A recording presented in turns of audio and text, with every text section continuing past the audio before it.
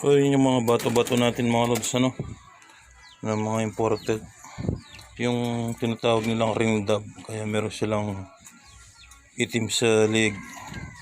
Meron din tayong bagong palaya, yung kulay puti, nawala lang yung ano niya, yung ring niya sa leg.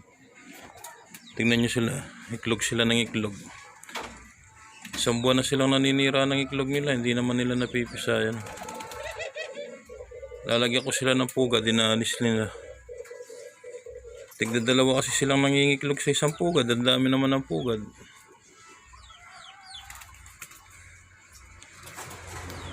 So yan, papakainin lang natin sila.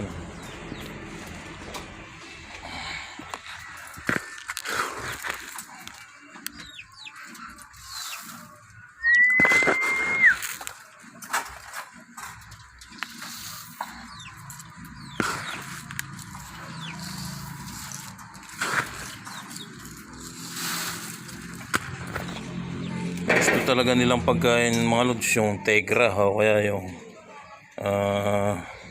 African birdseed, kaso mahal mga lods, kaya kailangan diskarte lang. So floating sa giniling na mais, ano.